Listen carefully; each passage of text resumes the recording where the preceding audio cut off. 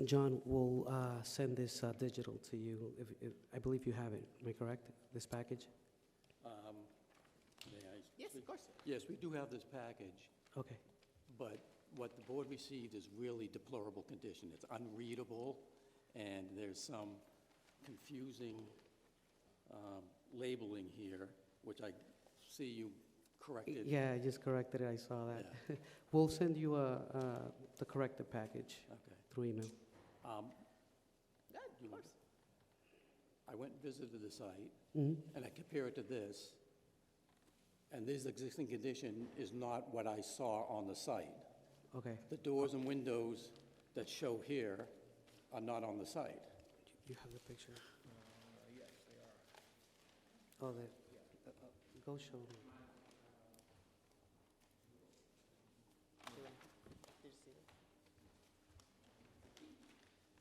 But your plans have to match the reality. Okay, okay, okay.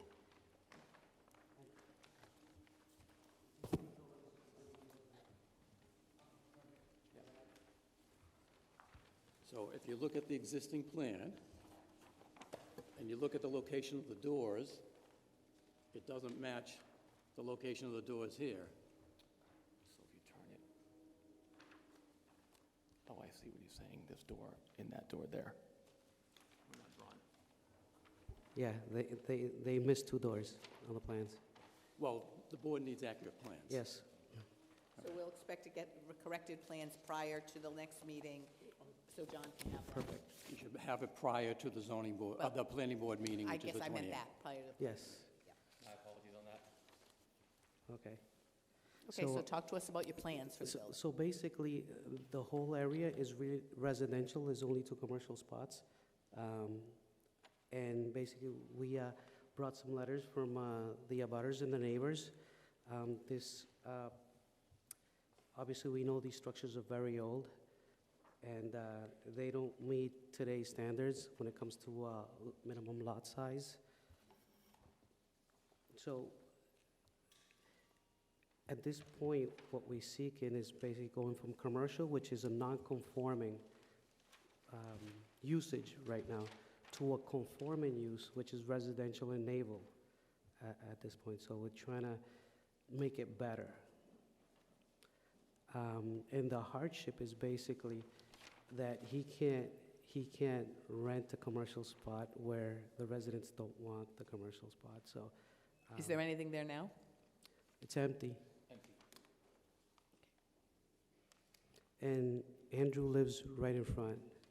I live right, I'm in a butter directly next door, just to the right of that photograph there. Did you write a letter of support? I would recommend it. I'm kidding, I'm kidding, I'm kidding. Does anybody have any questions before I open this to the public? I just have one comment. I just have one comment. It appears that both a husband and a wife have written 2 separate letters here. Mr. Kelleher and Ms. Morey, they're husband and wife. Well, they're 2 separate people. 2 separate people with 2 separate owners. Yeah, but All right, I'm going to open it to the public. I'm sorry. No, go ahead, Rick, do you have a question? No, I have a department report that I'll give you when they're done. Okay. Because it has some more comments from my department. I'm going to open this to the public, but before I do, we do have, in fact, 4 letters of support that I'm going to read into the record. I'm the manager of 70 Captain's Row Rear LLC for 70 Captain's Row, Chelsea, a neighboring property. I'm in full support of the 100 Captain's Row unit conversion from commercial to residential. That's Elizabeth Chaplin. The second one is I am the trustee of 121 Captain's Row Realty Trust as an abutter to 100 Captain's Row Unit Number B. I fully support the conversion of said unit from commercial to residential use. Based on multiple years of ownership on Admirals Hill, I feel that this might be the highest and best use of the property. Michelle Morway, trustee. I have owned Unit 208 at 100 Captain's Row, Chelsea for almost 36 years. I support Andrew Haddad's petition to convert Unit 8 at 100 Captain's Row from commercial use to residential use. Mr. Haddad is a valued member of the community, and I believe that this conversion will be the most beneficial use of the property. Stacy Saperstein. And my wife and I own condominium units at 100 Captain's Row as an abutter to 100 Captain's Row Unit B, which I don't know if it's Unit B or Unit 8. B. We fully support the conversion of the unit from commercial use to residential use. Based on over 25 years of ownership on Admirals Hill, we feel that this would be the highest and best use of the property. Kevin Kelleher. Is that all of them? And just for the record, while I live at Admirals Hill, we've been determined to not be in a butter in any case so that it doesn't make it an issue. There And was another owner who wrote in I must have, a support letter. His name was Joe Carrillo, Unit D like David. He put in the snail in the regular mail. okay. Well, we'll read that in. Okay. But, and Joe also, who lives at Admirals Hill, has also been determined to not be in a butter in this situation. So from a legal point of view, we just wanted to get that out there. Is there anyone here who wishes to speak on this matter? Please come up and introduce yourself and name and address, please, into the microphone. Hi, Dan Cortell at 100 Captain's Row, number 305. I live in the building that these units, the commercial units, are attached to. Couple things. I know you guys addressed that the plans don't conform to what the building actually is.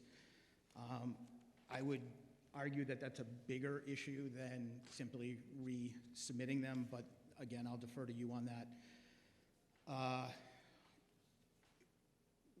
What you heard of support is you heard the support of essentially all the other commercial units. So I know you guys don't enforce condo documents, but I live in there's 37 units in 100 Captain's Row. 32 are the traditional ones in the building that are, condo but apartment-like. We all live in the same building. The units out back are by the condo documents. They say they shall be commercial. I know you don't enforce condo docs, but the approvals that the trustees have given you, and so basically what you heard on these, the people supporting it, Joe Carrillo owns a commercial unit out back. Ms. Chaplin is the trustee in our building, along with Andrew, Andrew and Ms. Chaplin presumably approved this essentially for himself. You read Unit B's, you said Unit B supported it. Unit B is owned by you?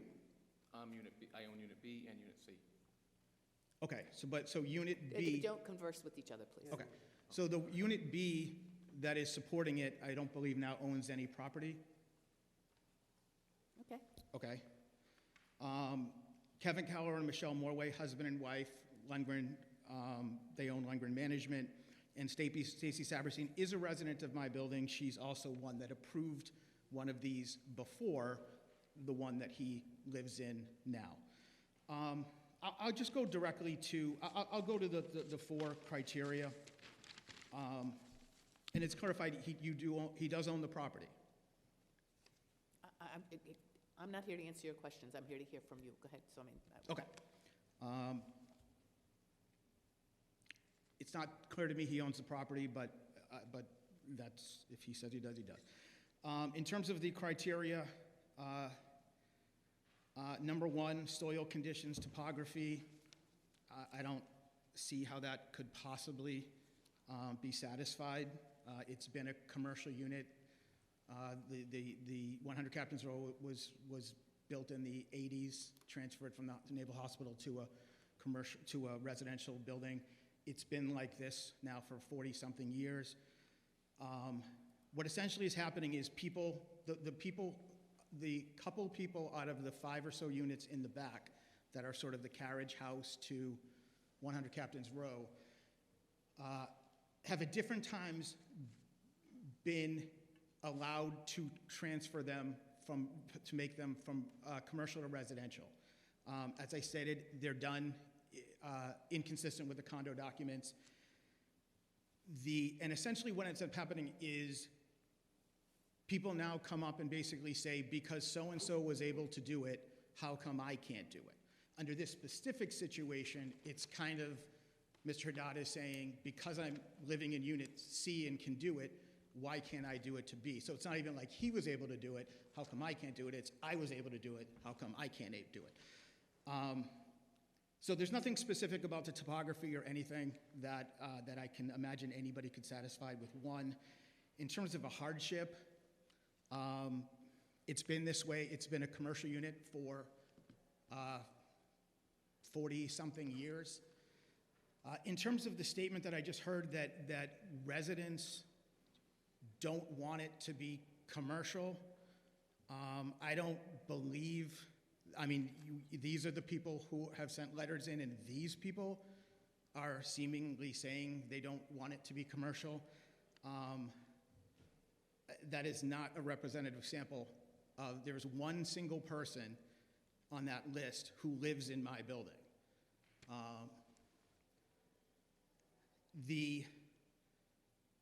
I don't know how somebody can say it's a hardship if they bought a property a certain way and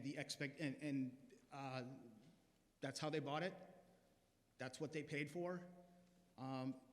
This is, I don't know what the hardship was. And certainly if he doesn't own the property and only has a right to purchase it, then there's even less of a hardship because he doesn't even own it. In terms of number 3, I'll just, I go back to the condo docs, and again, you don't approve the condo docs in terms of a detriment to the public good. I would argue that the residents of 100 Captain's Row proper are the public that you would be referencing. We're the equivalent of the woman who stood next to in the pink. You know, we are the people who have to deal with these. The minute they get transferred, we end up with issues from that the condo documents then become problematic about who pays what, and a lawsuit was just dismissed about HVAC, who pays for HVAC, who pays for water, who pays for electricity, how it's divvied up. One of the criteria here is you're adding a unit. So we are the people who are affected by what happens to that. I would wager, and I can get people up here, that I've lived there for over 25 years. Having an architectural firm out there, and there's no reason why it can't be rented again commercially to another architectural firm or something like that. Real estate agency, anything. Maria's Oil was up there at one point. A real estate agent was up there at one point. There's nothing about it that makes it unrentable. It's just probably rentable at a significantly higher number if it's a residential property. In terms of whether it frustrates the purpose, I'll leave it up to you. You are familiar with that far more than I am. But I would simply say there is no hardship. There is nothing specific. Number 1, don't see how that could possibly be satisfied. Number 2, hardship, do not see how that can be hardship. It certainly is a windfall if someone is able to buy a commercial property and then convert it to residential and then buy it, sell it, or rent it for residential prices. And number 3 is the way that it affects my building. And I could go on and on about that, and I won't. But the conversion of the few units that have been converted improperly, I would say, have not bettered the property. If anything, what you see here, and you see it from the list, is the commercial people stick with the commercial people, the residential people live in a building, these people live out back in our backyard, and the tension is significant when it comes to different things. Purchasing things in our building, fixing things in our building, their roofs, what people can do if they're in our essentially backyard, which is then their front yard. That's all I'm saying. So in terms of number 3, I just say, I know I know the documents are not your issue. I'm just saying, please do no harm. Please don't make it more difficult for us by approving this. Thank you. I appreciate it. Thank you. there anyone else who wishes to speak on this? This will not be the only opportunity that someone will have because, all right, so you're going to go to planning board on the 28th of November and back here on the 12th. I got. Oh, I'm sorry, go ahead, you go. I would like to submit a document to just say. You go with some, what? Okay. I would like, after Hugo speaks, I would like to submit a document. Okay, you go. Is there any parking? Yes, there's spaces? plenty of How many? parking. 4 heated parking spots. 4 units. Yeah, and, go ahead, Hugo. And is it empty, is vacant? Speak into the microphone, sir. The building is currently vacant, correct? Since how long? Since June 2nd, when I purchased it. This year? Correct. Yes. Okay. And how many more units are you looking to put in this? I just want to put one unit, that's a 2-bedroom, 2-bathroom. The abutting building across the courtyard on the site plan is a similar structure that has a hair salon, half of the building, and then a 1-bedroom, 1-bathroom in the other half. My building unit C that I reside in now is a 2-bedroom, 2-bathroom, and then there's another abutting building, unit E, that is a 2-bedroom, 1-bathroom. So it goes along with the processes of the association.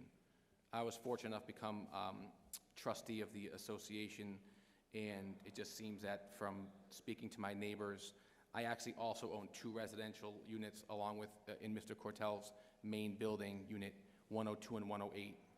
And I feel that having a residential component would be the best for the neighborhood, limiting traffic, and having a commercial up there would just be not great for the area for all of us in Admirals Hill.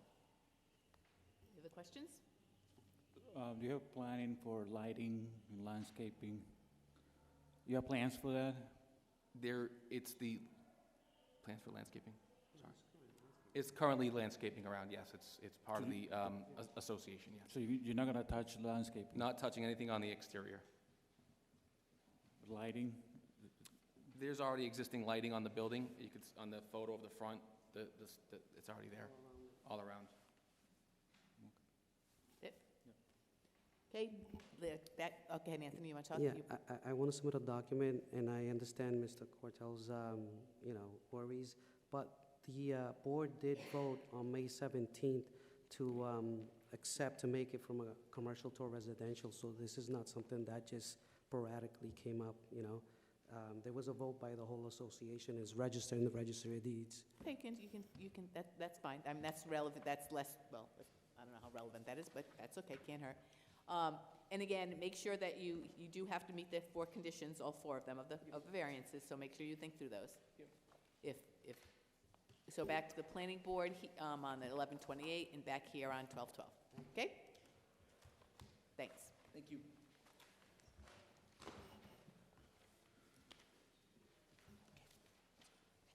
The next one's 2023-26, 1100 Revere Beach Parkway, Federal Realty, OPLP, for a special permit seeking the approval for the construction of a 2,500 square foot coffee shop with drive-through services. Again, first time we're hearing it, so we will not be voting on this today. 11/28 Planning Board, 12/12 Zoning Board. Mr. Rossi, it's your show. Good evening, Madam Chairwoman, members of the board, Anthony Rossi, on behalf of the petitioner. I do have the petitioner to the right of me, and I also have a representative from Blower in the audience also. If we may, John, can you go to the site plan if possible? So this is actually in the mall site.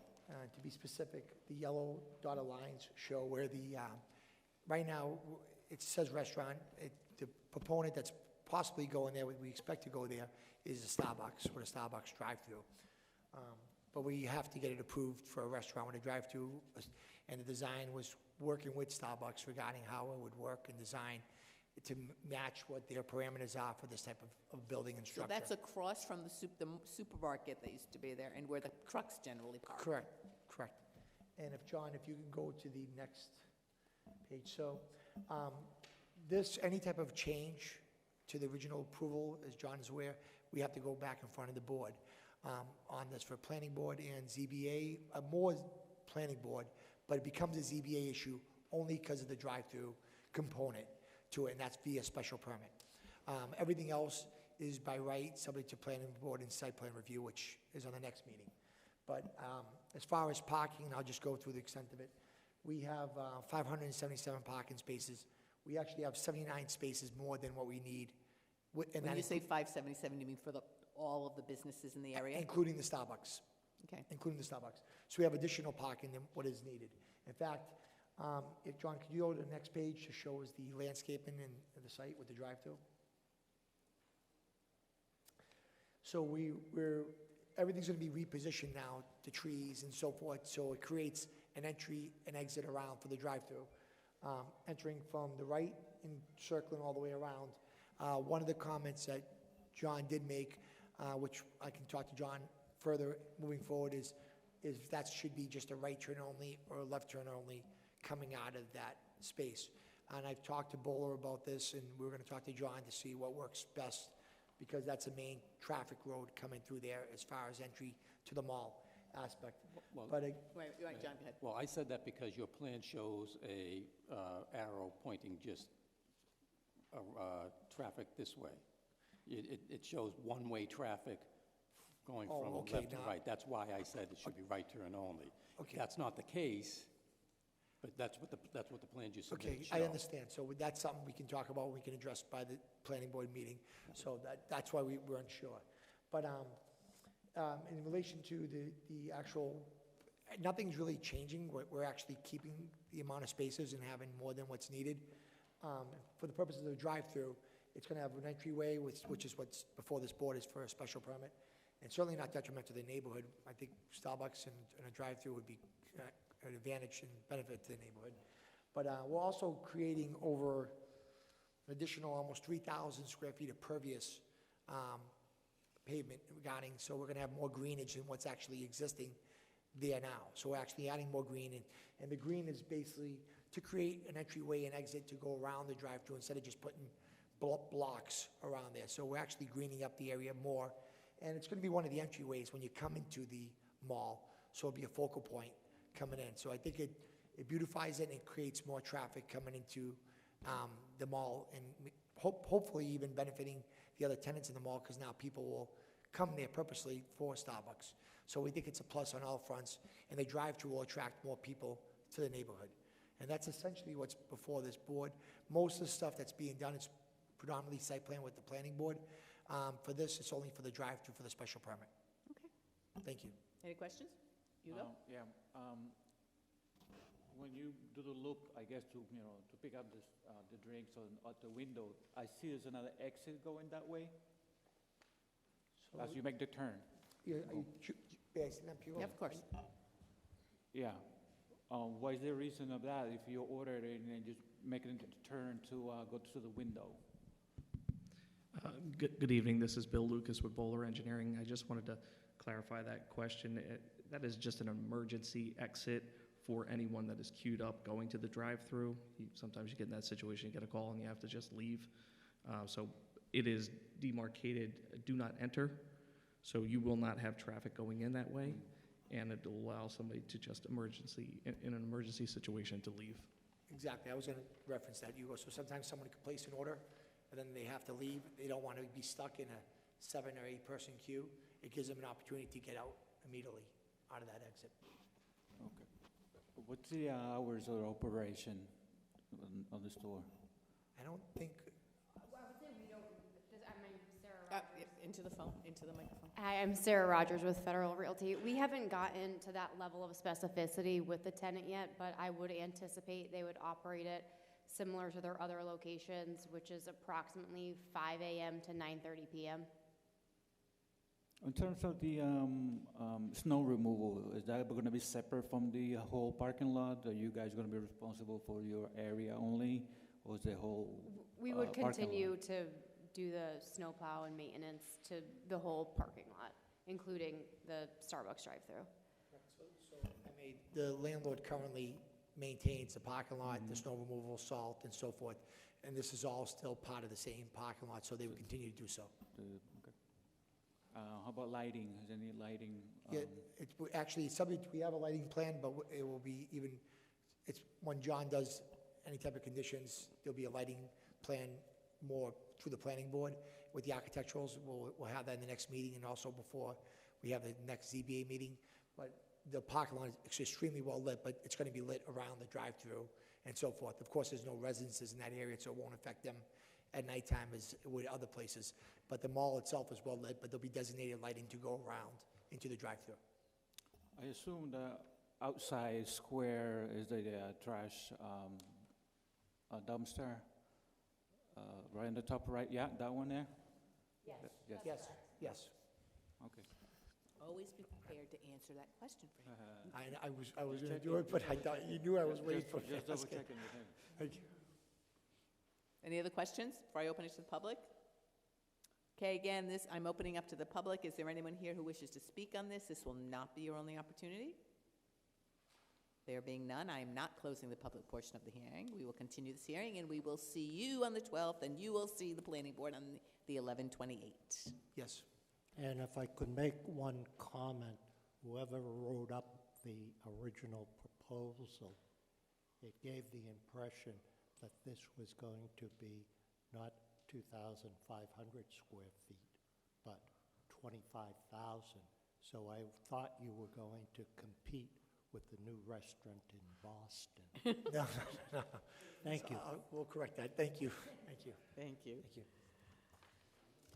The next case in front of us, 2023-27, 19 to 21 High Street, 19 High Street Development LLC, for a special permit and variance seeking approval for the demolition of a single-family and a two-family home on two separate lots and building two new two-family dwellings. Lot A, 21 High Street, fails to meet the minimum requirements for rear yard setback, front yard setback, and side yard setback, and proposed parking spaces do not meet required setback dimensions as they are located both within the required front yard setback and within 5 feet of a side property line.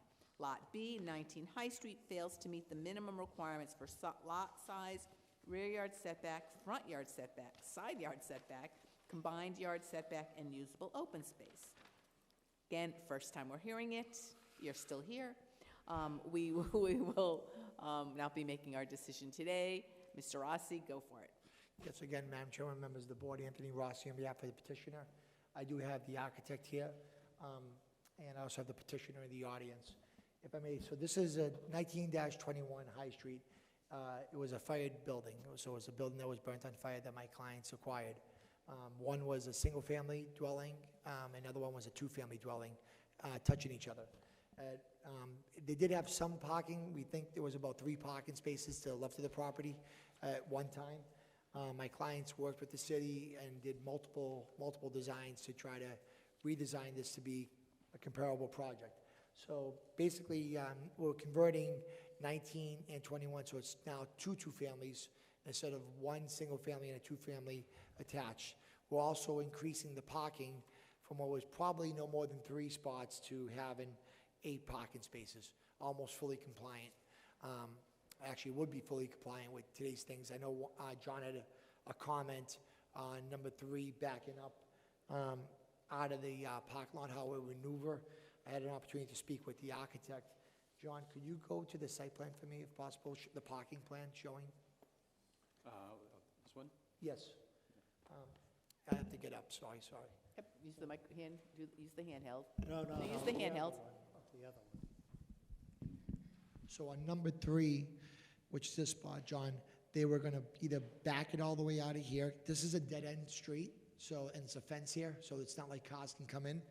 And they would just back out and back this way and go right out, because this is a fence and it's a dead-end street, so they don't have to worry about cars parking here or going here. So originally it was 3 parking spaces. This will be now all paved and also green area here, part of the future development. And we'll actually have 5 additional more spaces than what's actually there when it was for a 2-family and single-family. I don't know the exact number that was previously there.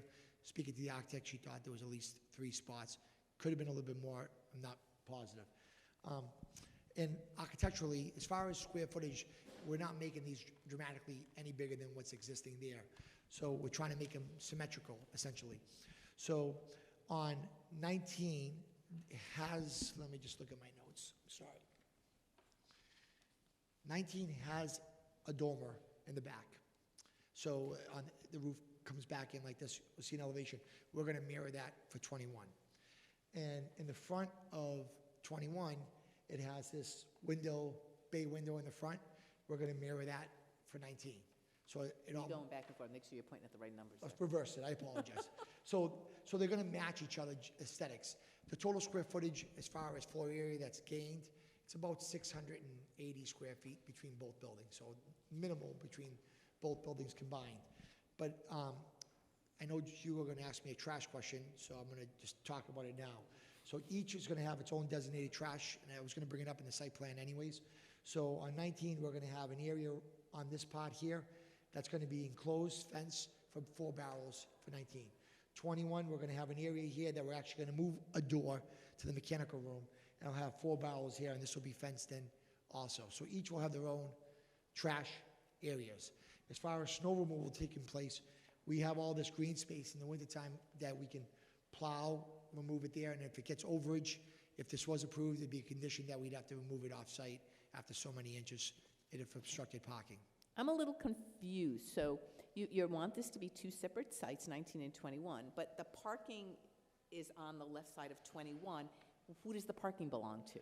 So 1921, so this is all one lot. So the way it was done, it was a 2-family and a 1-family on one lot. So this is not 2 different petitions. So you're not going to be separating it? This is not No. one of those things of those We looked rules of into, separation, John, or whatever they call them? Well, they merge for zoning purposes anyway. So they're merged for zoning, okay. Because minimum lot size is 7,500, and combined, this is only about 5,600. So they have the ability to use those parking lot to meet the parking requirements of both the area, Yeah, both the parking buildings? can be on a separate lot as long as it's owned by the same entity and within 300 feet of the site where the parking, Okay, where okay. people live. Thank you. and in this case, it wouldn't even be an easement because it's all one deed, one lot with one project. Where one, it's basically a single, because when I was talking, John, remember we were talking about this?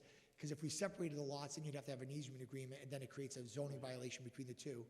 By keeping it the way it is, and actually, I think if you separated it, you'd have a different issue because what 4 families aren't allowed, it triggers something, a different violation on it, which is why we did it the other way first, and then it caused another issue. So is it basically, it's becoming a 3-unit A 3 going to residence, a it's 4. becoming a 4-unit residence? Correct. I mean, it's not like a 2-2, I mean, that's sort of a, Yes. it's sort of a red Yeah. red herring because Correct. it's not It's- relevant. It's basically a 3 turning into a 4, Okay, and this is the parking for a 4. okay. But the plan shows different parking way to the, for your parking space. I'm sorry, can I- And my comments in my report are based on the parking layout that you provided to the board in your petition. This is not the same layout. Okay, John, I just got this. Now, I don't know what was submitted prior because I didn't submit it, but can I just approach Hugo so I can see what you have? Sorry, Hugo. Don't talk, I can't hear you. Back to the microphone. That's fine. Looking at now what Hugo said, you can't get out of that spot. That makes sense. Right, so you'll see some of my comments refer to a property line that appears to extend onto the Howell Court property, because that's what the plan That's why the you gave property us line shows. showed that encroachment. Yeah. So the previous plans that were submitted show that. The plans I have, I apologize. You need to submit the updated plans Yes. quickly. Yes. You're going to need to submit these updated plans for me so I can provide it to the board. Absolutely. Yep, not a problem. So it will be, how many parking spaces in that? 8 parking spots. So 2 here on the side? So there's 1, 2, 3, 4, 5, 6, 7, 8. John, do you have any concerns with any of those parking spots?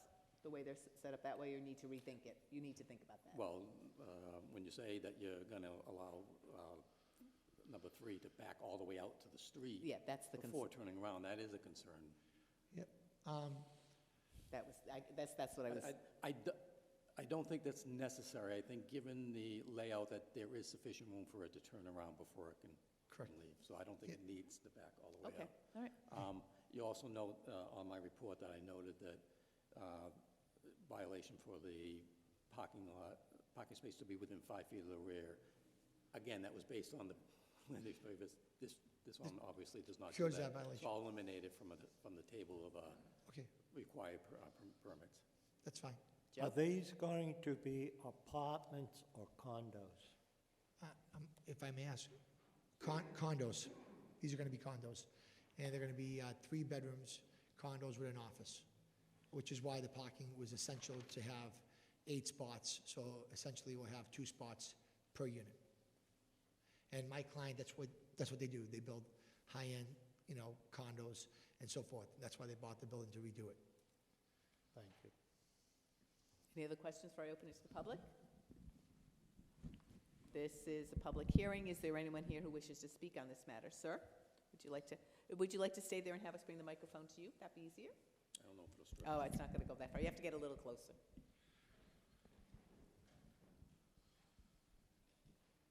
Sorry. Actually, you know what? Let me go this way. Thank you, Anthony. As far as I can go. I won't go any further, sorry. I just want to be able to see the map here. Oh, Okay, could you give us your name and address, please, sir? Yes, I'm Peter Piasecki.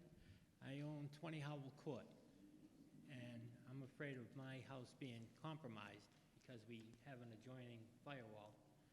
And the house is, I imagine all 3 of them are 100 years old, built back in the 20s. Could you talk a little closer into the microphone, please? Yeah, sir? sure. Yeah, I have no problem with how they're gonna park, but it's just my house being compromised, and I wanna make sure it's in the houses that they're building is in the same footprint, yeah, so that the firewall would be inside one of the condos, and they'd have to, the inspectors would have to, and the architect would have to make sure, it's gonna withstand whatever they're gonna do there. And I don't know if they wanna go up a little bit on 21, and that's also a concern, being 100 years old. Thank you. Yeah. Wait, but then you can come a little closer. And name and address, please. My name's Deborah Piasecki. I live at 20 Howell Court. I'm his wife. And we do have a common firewall between 21 and my house. And for the last 2 years, before the house got boarded up this week, after 2 years, the firewall that separates the houses, their firewall has an opening in it that exposes pipes that are in our wall to our house. Now, when we had our house done, we had to have the wall built out 6 inches, the fire insulation put in. And for the first time, the second floor pipes in the kitchen froze Christmas time last year. And it's due to the whole house over there being open and that opening in the wall. There's nothing in the wall. And there also is... Talk into the microphone. There also is a chimney that's on, we have a flat roof between our houses where the firewall is. The flat roof is the kitchen on the second floor, and it's part of that flat wall, that flat ceiling or roof belongs to 21. Now, they used that chimney before the fire, obviously. They used that chimney for their heat. We never used that chimney, so it's like I don't know where in the firewall that chimney is, because I'm sure years ago when they had coal or whatever, that's when that chimney was built. So those are my concerns. And if I could take your number, maybe I can have them meet you on the site so we can go through that. And I will note that, I should have brought this up, but on 21, I believe this is the potty wall you're referencing, right here? So right now, that's an enclosed deck that was, right? Was it 19? I thought it was 21. So this is it right here? Daria? Hi, this is Daria with Design Resource Team. We're the architectural office. We believe that the potty wall is between 21 and your building. Yes. Yes. So they, at one time, this was a deck that mirrored Yes. 19. So that was enclosed. What they're going to do is mirror 19, and they're going to take that and make it a deck. So there won't be a potty wall like concern on that. Your potty wall will just be a potty wall. So they're gonna mirror 19. They're gonna lose that square footage on 21 and make it just a deck that's gonna mirror 19. So that should actually help facilitate a lot of your concerns regarding that party wall itself, because they're gonna just keep it and make this an open deck to match 19.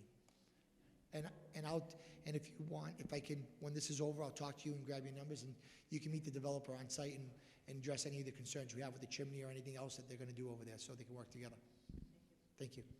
Thank you. Is there anyone else who wishes to speak on this? There being none, we'll keep the public portion open.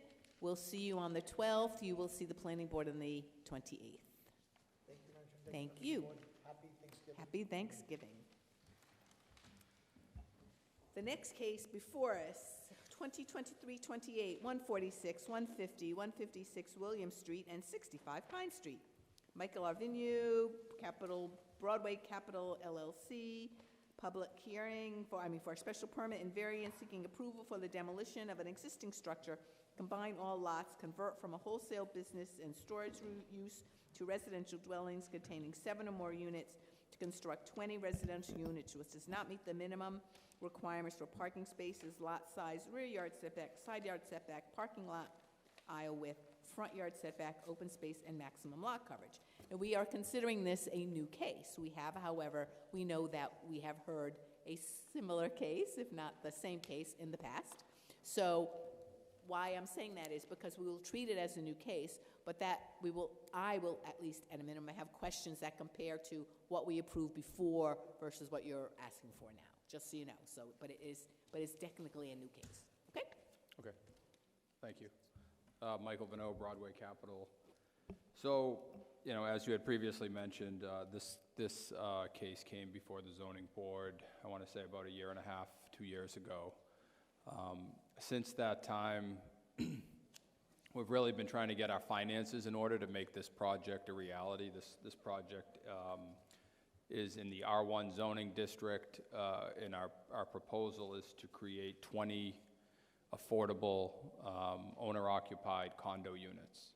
So this is not a rental property. This is strictly 20 affordable condos. The proposed affordability level would be three units at 60 AMI, 9 units at 80 AMI, and then 8 units at 100 AMI, as it's outlined on the application, which is a minor change from our initial proposal. And a lot of this was trying to get, like I had mentioned, the finances in order to make this project a reality, because we do have to seek grants from Mass Housing. So we had to kind of tweak our numbers. Also, as you know, construction costs have increased. So this has been quite a challenge to get this project to this point. But in that time, we did not seek to, keep our variances and special permits in place, so that's why we're here now. So as far as the design of the building, there's absolutely no changes. The building is, as we had approved previously, would be the exact same. So it has a total of 20 parking spots, and it has 20 total units, and all the relief would be the exact same as before. So there's And that's what complicates. we can go through that, I guess. I can go through that. That's what Yeah. complicates it just a little bit, because for the record, we need to assume we've never heard it before. Okay, so we'll just go that- through the required. John? Actually, I'd like, your text that you submitted with the petition says 20 units, but the plans you submitted show 18.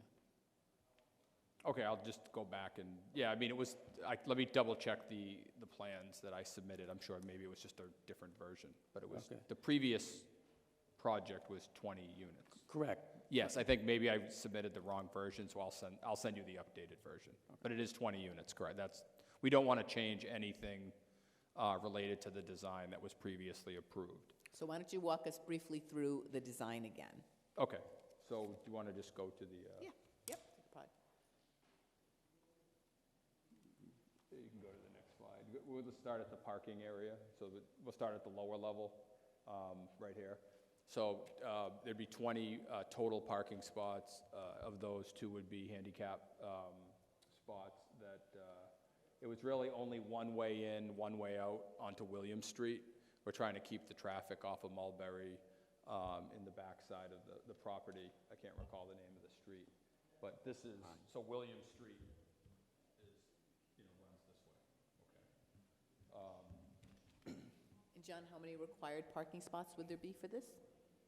For 20 units, it would require 33. 30 units, okay. 30 spots. spaces. Okay.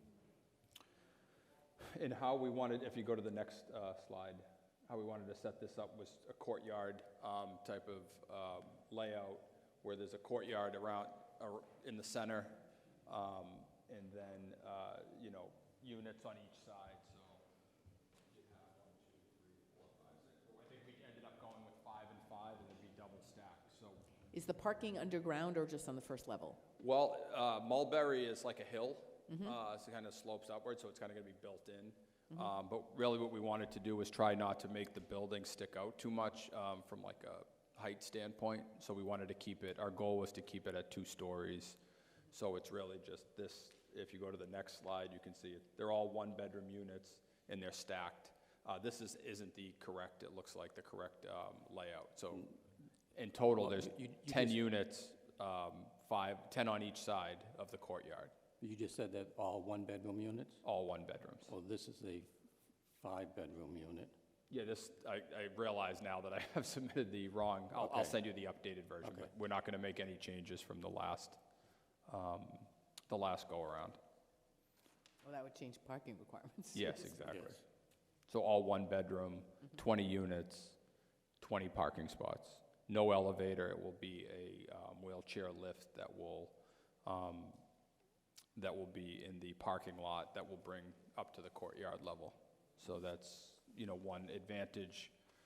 Hopefully we can build this building quicker because elevators right now are tough to come by and they're a long lead time item for construction, which we're finding out on other projects, so. John, keep going. Next. Trying to see if there's anything else. Well, if this is, and so Mr. Vigneault, if this is in fact an inaccurate plan, should we just wait till you submit the updated plan and have it submitted to the planning board, and then we can Yeah, see? I'll do it. I'll try to get them tonight to you, and then we can get them to the planning board. But, yeah, again, it's 20 units, all 1-bedrooms with 20 parking spots total. Okay. And our timing is really to, if provided we get approval, would be to start construction in February or March with the John, closing. when we proved this before, what conditions did we place upon it? Do you recall? I'm sorry, I don't. So why don't we have I'd like to just, again, even though we're looking at it as a new plan, I think it would be helpful to see what issues we took into consideration when we talked about it 2 years ago, because it was pretty much the same board. Agree? Yes.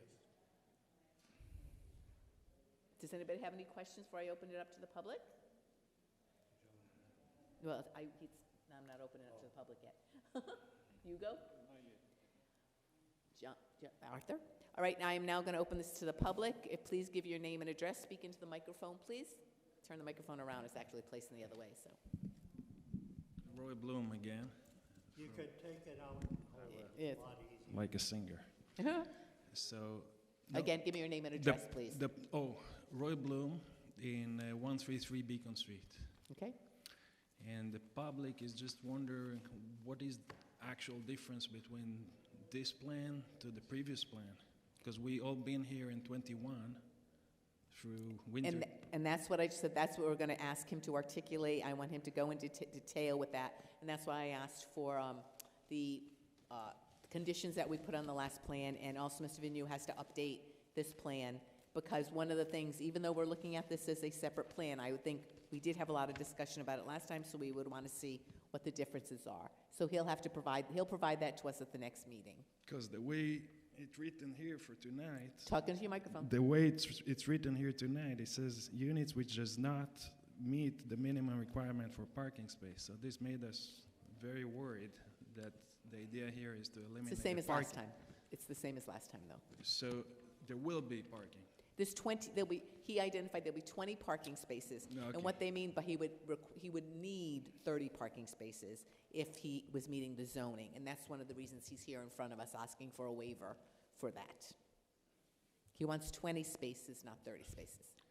Anyway, as representative of the neighborhood there, after we met and discussed, I would like to read, later I give you this. Actually, you know, I have a few copies.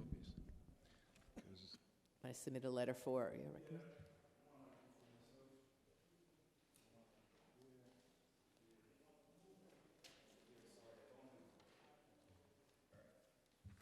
Yeah, so this is a letter, FYI, it's a letter in opposition. This was written for August because we were originally summoned here for August, but obviously it was delayed 3 months. Mhm.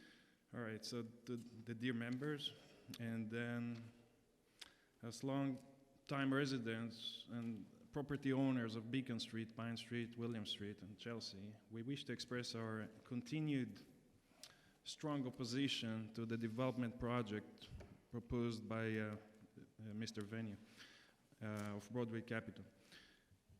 Despite the lack of progress in finding a buyer or a developer willing to undertake the project, we firmly stand against the development plan, which was approved last year. Since the initial approval on January 25th, 22, we started at 21, approval was at 22.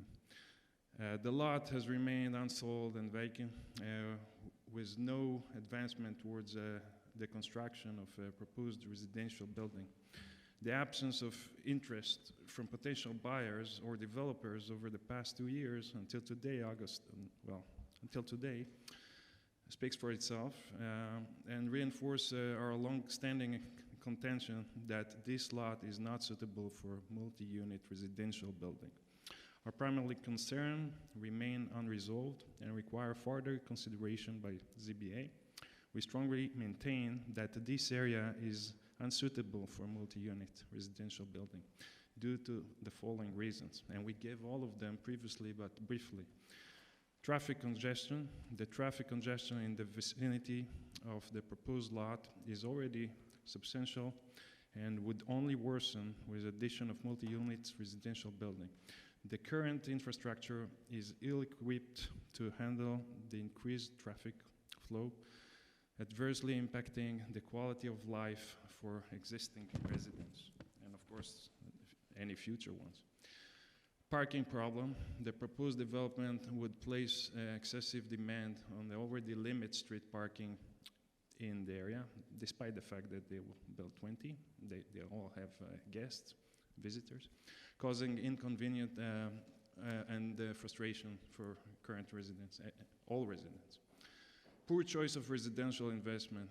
The noise and pollution, and I invite all of you to jump over William Street when trucks rushing over there, trying to catch the green line.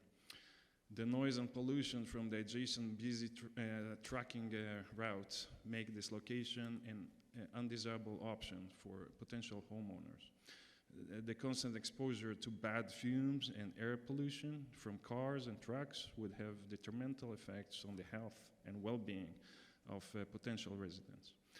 A residential development in this area would likely struggle to attract long-term stable residents due to these environmental concerns, leading to transient community for environmental and sanitation concerns.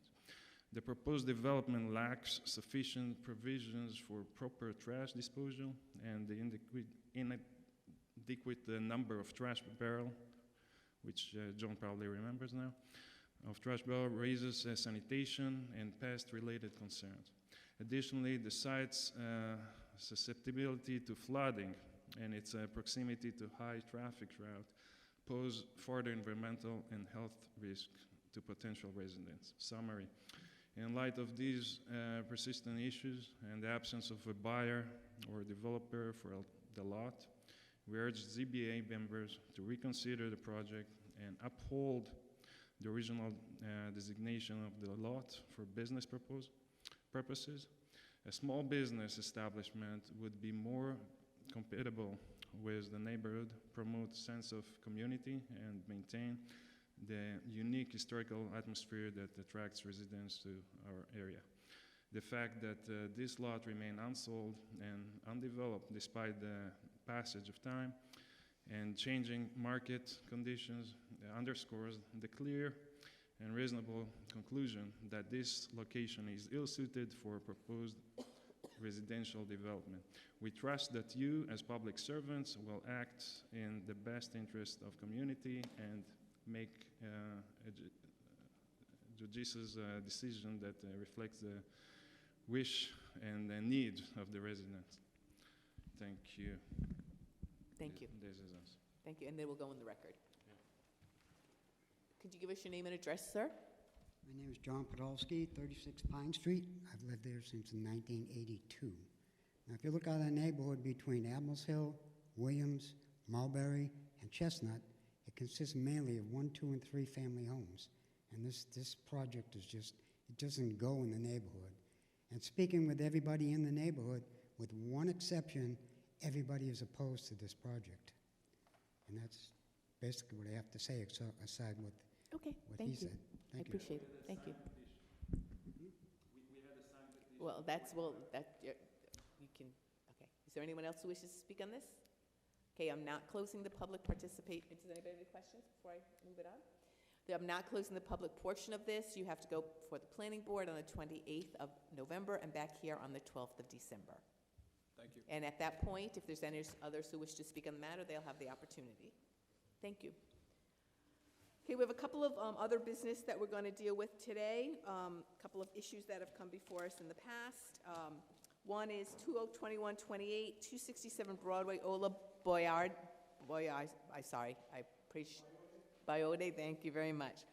For a modification of the decision to remove conditions of sale by appointment for the first 60 days and remove condition for basement to be used for storage and employees only. What we do here is determine if it's a major or minor modification. If it's a minor modification, then then it's no big deal, and we change it. If it's a major modification, then that means you got to come back in front of the zoning board, file and have an actual hearing in front of us. So we're here to determine whether what you're proposing for us is major or minor. So could you please introduce yourselves, give us your address, and tell us what you're proposing so we can have a better ability to determine that. Okay. My name is Ola Biode. My name is Hakeem Raphael.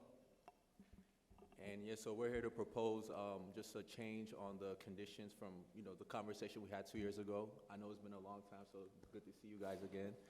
So I know the first one was around for the first 60 days for us to be appointment only. Main reason why we're asking for a change on that is because, again, the cannabis industry has changed remarkably since the past 2 years. The novelty factor has worn off. We have a couple dispensaries, more dispensaries now, all over the area between East Boston, Malden, and also Chelsea. So those days of long lines is pretty much over. And just giving y'all more information, we're probably going to be opening up, hopefully, knock on wood, in January. So it's going to be cold. We know that's one of the slower months across all industries. So for us to be stuck in January, February, appointment only, as a small startup with a large debt base that we're taking on, is going to be a lot. So we're asking for that to be waived. So that's the first one. Okay, first let's talk about that. Let's just go through that. Do we consider that request is a minor modification? I do. I do too. Use it minor. Yeah, that particular, the by appointment part. I don't think that's a huge the things have changed, and I don't think that's a huge modification. Yeah, minor. Okay, so we think that part's minor. So at least that's okay. So now let's talk about the second part of what you're looking for. Okay. So the second one is about remodifying the mandate for it to be employees and storage only in the basement. And so what we're asking for is for us to be able to use the basement to sell non-cannabis products, which could be things like T-shirts, merch, art, things of that nature. So being able to use the space for that. So that's really what we are asking for. Primary reason we're asking for that, and you can double down on some of the things I'm going to say here, but I believe I included an article from Boston Globe about pot prices tanking and how a lot of businesses are struggling. And remember, guys, I said this a few years ago. I was like, look, you need to be more than just a product because that's going to wear off and it's going to become a commodity. And everyone is seeing that now. There's an oversupply because of the amount of cultivators that are around, and there's way too many dispensaries around now. So you have to stand out. And so it has to be more than just selling weed to people and making it transactional. It has to be about the brand. It has to be about creating a space for the community, right? These are things that are very important that create that stickiness and allows you to have that cult following, right? So for us, we want to be able to provide that, you know, avenue downstairs. Like, we're not saying it's going to be cannabis products down there. It's just going to be. So you're not proposing to sell them there, nor are you proposing them to be able to be used down there? No social consumption, none of that. Like, that's a whole nother, we don't even want to get into that right now. That's a whole thing with the CCC. They need to get their regulations in order before it even makes business sense for us to do that. So we're just asking more for us to allow us to use that retail space, expand it so that we can compete with the Harbor Houses, which are vertically integrated, the Rises, which are MSOs that are in 14 states, the Happy Valleys and the Berkshire Roots, who have been around for a long time now. So it allows us the ability to compete more. It allows us the ability to be able to stretch our hands out more to the community because we can work with local artists. We can sell we can create partnerships with them where we can sell some of their stuff there. Would you use the area, for example, to sell food products? No, probably not, because that gets into like murky waters with, you know, regulations on. Okay, on well, that. that's again why I wanted to ask that. Yeah. John, what are your thoughts? The plans. Well, the board's concern when they put the condition on was on the lack of visibility in that area and the concern that it would be an extension of the cannabis sales and or consumption. The board did put a condition on the permit in addition to the not using it for cannabis sales was of no consumption on site. So so again, let me just throw this out there as a thought. So if what we said was, you know, we still don't want cannabis use down there, and we still don't want cannabis sales down there, but we have urgently said it should be employees only or basement storage. So if we still don't allow cannabis, are we okay with providing, you know, this kind of merchandise, T-shirts, that kind of stuff? Do we think that that's? Well, my question will be, what will be your storage if you're not going to use a basement as a storage and an employee's break room or use? Where are you going to put that? Yeah, we have so much space. That's the thing. We have so much. Even our vault. Like, I gave a tour to a vendor today. They said our vault is one of the biggest vaults they've seen, and it's only like a sixth of the rest of the space that we have. So you would propose not using, you don't need the basement for storage, and you would, No. for product storage? I mean, I guess when you're talking about storage, are we talking about cannabis product storage, or just like, you know, your newspapers, or your paper for your copy machine kind of storage? All the above. So, like, the way it works is, so we have the basement. So within the basement, there's rooms within the basement. So one room is like a vault where we have our cannabis products. Another room is our server room that has all our surveillance and network systems. We have another room which is an office which me and Akeem work out of, right? And then we have 2 bathrooms also downstairs. And then there's like still ample space that can be used as another retail store, like as another point for But a retail. non-cannabis related retail store. And cannabis products that they purchase are sealed. Talk into the microphone, please, sir. So the products are sealed, and so, you know, there's no open use of anything when they purchase. And there's also options of, if someone purchases, on their way out is when they can take the product and leave with it. So we can take precautions to make sure that there's no products being brought down that's being brought from us. Which is what, in some respect, we already required them to do. We already told them no cannabis Yes. down there, and that we're not changing that. Facts. So, I mean, I guess if that were, so that's why, you know, that's why I was a little, I thought, the first one was easy for me. The second one, I just had to be sure. I mean, what the major issue we wanted, I'm thinking, is that we wanted to make sure that there was no cannabis use downstairs. Yeah. And we have ample security cameras and footage, and we'll be staffed downstairs as well, too. So, yeah, that's not a worry at all for us. If they bring in product. T-shirts. Not the T-shirt, the cannabis But it's already Yeah. goes in. It's And already anybody allowed. can walk in anywhere with the my product. My question is, because they're gonna put a store down there. Yeah. If I wanna go down there, in the meantime, someone is coming with the products to bring it upstairs. That Oh, I guess trust- they want, how do you protect, what you're saying is, how do Oh. you protect the, bringing up your cannabis storage and transport upstairs from the people who So are down there? that's happening before hours. So before hours, all of that stuff is being brought up, and we even have storage space behind the counter as well too. So there would never be a point where they're bringing up product in front of customers from downstairs and upstairs. That's something that you want to do before and after work hours when nobody's inside So of the there would be location. be Yeah. no customers there during the time that you are moving No, product definitely not. upstairs? That would be reckless, I think, for any organization But- to be bringing products even upstairs But while how- people are in there. But when are you gonna do the storage upstairs? If no clients will be In the down? morning, he said in the morning. He said in the morning in before the they morning. open downstairs. Yeah, it's in the morning before anyone's coming inside of the premises. So there would be no, I guess to be clear, there'd be no customers in the facility Yeah. during the time you are moving product from your vault to your Yeah. sales points. That's standard protocol, yeah. So there'll be no customers at the time, Yeah. in the store at all, in the building at all. At the time, definitely. How big will be the store downstairs in the basement? How big, how's the squareage? The storage, well, for one, it's on a whole separate side. So the location that it's at is on one side, and where the storage is at is another side. How big is I would the say room? it's like 1,500 square feet. No, for the storage? Smaller. no, No, no, where the store would be. He said Oh, where the the new store store or would be. downstairs. About 1,500 square Yeah, foot. maybe even a little less, like 12, about 15, It's like half, 15, it's for, like- yeah. It's like half half of west, the space, and the rest yeah. is where we have the back of the Yeah. house. Now, those clients will be able to use the bathrooms downstairs. Yeah, they will. They will. ADA accessible, all of that.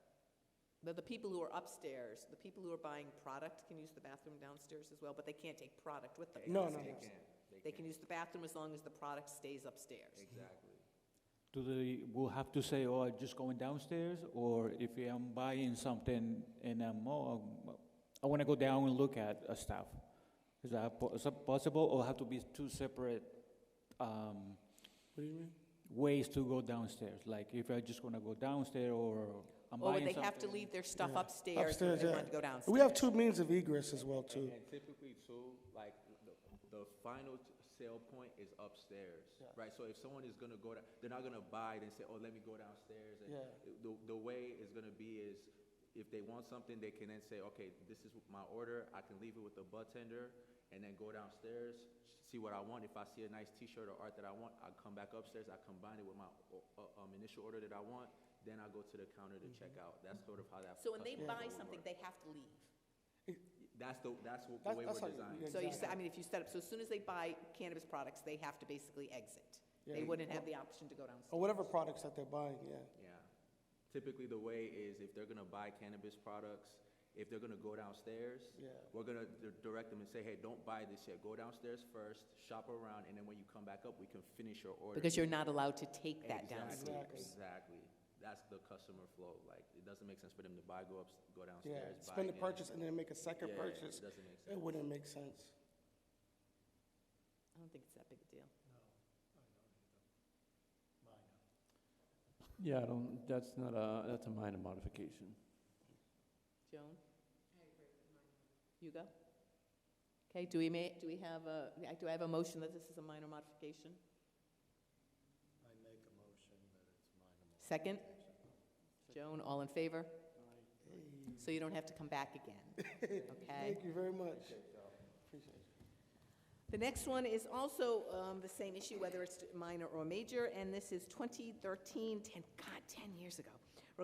143 William Street, AKA 2125 Arlington Street, Admiral Hill Associates Limited Partnership, Combined Properties, Inc., for a request for modification of a special permit to expand into the space currently being vacated at 191 William Street for the purpose of warehouse, office space, and wholesale mercantile with shipping and storage areas.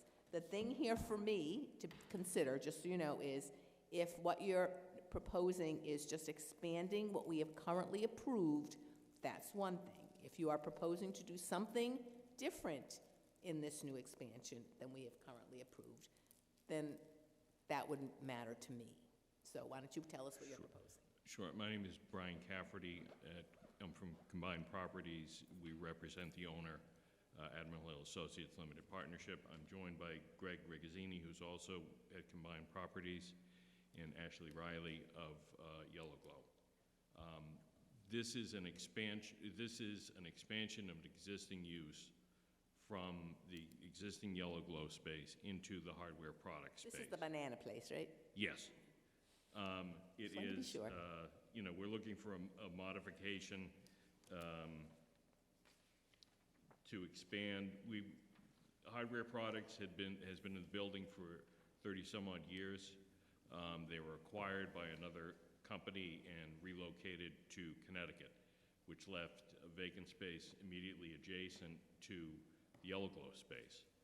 So what we're proposing is to put some interior penetrations to allow Yellow Glow to access the space from their existing space and expand their wholesale use into this now vacant space. There would be no changes to the exterior of the building at all. It would be, again, 3 penetrations. And no additional uses planned No, for this space? it's the same uses that are currently in the building. We're just expanding the wholesale mercantile use to a bigger food use into what was manufacturing space. And which is now an adjacent and empty space. Exactly. And the parking requirements for both the wholesale use and the manufacturing use are the same. 1 parking space per 1,000 plus 1 parking space for every 3 employees at the maximum shift.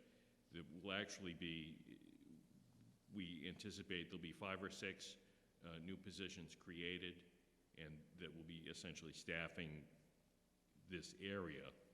But you have 5 or 6 new positions, but you have more parking spaces to accommodate that. Exactly, because Hardware Products had 20 or 30 people at their largest shift. So it's actually, the need for parking has been reduced just simply because you don't have the bodies there that you had before. John, is what they're proposing in any way trigger additional zoning requirements that come to mind for you than what we've previously addressed? No, all I would be concerned would be the additional parking, if any, but I agree with what Mr. Cafferty said, that it's actually going to be fewer spaces required. Guys, major, minor? Minor. Do I have a motion? I make a motion that we consider case number 2013-10 to be a minor modification. Do we have a second, Joan? All in favor? Go forth and multiply, literally. Thank you very much. And have a I want to thank you for rearranging the parking at that space so that they're coming off of Auburn and not off the main drag there, because so often the previous people used to have their trailers sticking out on the street. And granted, over the years, the boxes have expanded, so I can see where the problem exists, but having those metal barriers there so people that will access the building will come around, they have to come around and go Auburn Street. I thank you for that. Thank you. We were very frustrated as the city was we were very frustrated as the city was with the tenant in that spot, and we're relieved that has been solved. Now, will there be parking for the employees in that area, or just the trucks backing in and out? The parking is, there's some parking across the street for the employees, as well as the other general parking areas. I think there's, the loading docks are directly Right. at that building, at that part of the building. Okay, thank you. Thank you. Do I have a motion to adjourn at 8:06? Made by Joe, second by Hugo. All in favor? Aye. Happy Thanksgiving. Thank you. Thank you. Thank you all.